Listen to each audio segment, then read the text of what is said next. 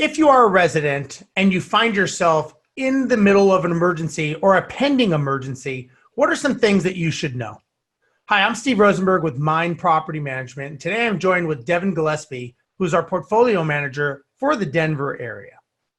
So Devin, if a resident does find themselves either in an emergency or an emergency coming, what would you recommend are some good tips to know and things that they should have in place prior? Sure. Well, hopefully before any emergency happens, a resident would have prepared themselves a little bit, right? There are some things that you can do as a resident to make sure that you know what to do when that emergency happens, whether it's a fire, flood, blood, whatever it may be prepared for it, first of all. So what can you do to be prepared? You can know where the main shutoff is for the water to your home. If you have a leak, a severe leak coming from a wall, know where to run to outside. Usually it's on the hose spigot right by the front door. Kill the water to the house to prevent further damage. Who should you call when something happens like that? If it's a flood in the house, you're not going to call 911 for that unless someone's drowning or something crazy. But you're going to need to shut the water off and then contact your landlord.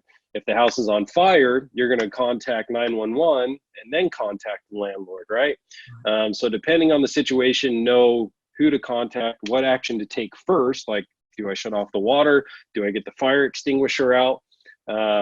Be prepared for those types of situations.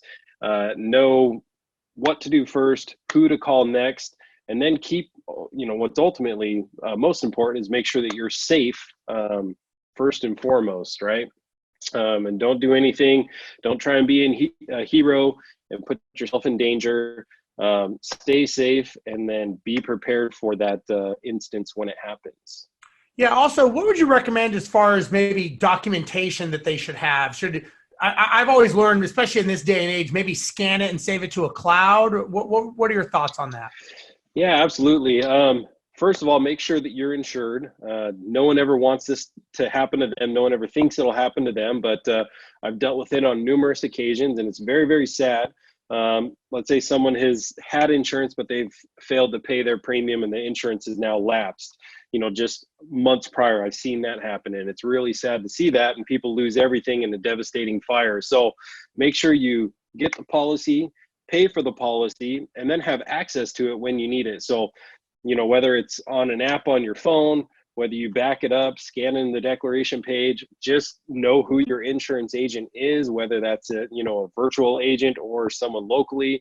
Make sure you know them and you can trust them to handle your claim in the case that you should have one. But yes, put your even if it's not the house, if it's your car and something happens to your car, that could be considered an emergency as well. Make sure you have access to those ID cards as well. And it's probably two different insurers, could be the same, but know where everything is located and make sure that it's easily accessible so you can get to it when you need it, and that can kind of limit the stress and the panic that may ensue in the event of emergency.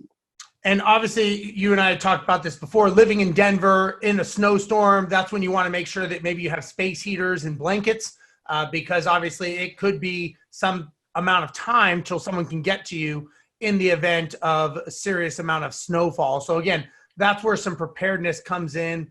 Also, you may want to make sure you know the numbers to poison control, CDC, health department. These are things that maybe you don't normally think about. And in the middle of an emergency or pandemic or something, you may not really think about what's important and how to get that information. So this is when some pre-planning as a resident, you want to make sure that you have that set up. And again, just like Devin had said, make sure that you understand what an emergency is, how to stop the emergency. If you're in a multifamily apartment complex, maybe learn where the exits are so you can exit as quickly as possible and as safely as possible. And once you do that, then you can figure out how to rectify the situation. But always make sure that safety is first and foremost and definitely paramount. So everyone, on behalf of Devin, myself, and Mynd Property Management, thank you for watching, and we'll see you next time. Bye-bye. Thanks for watching. Don't forget to like, comment, and subscribe. And if you'd like to keep the conversation going, join our Facebook group.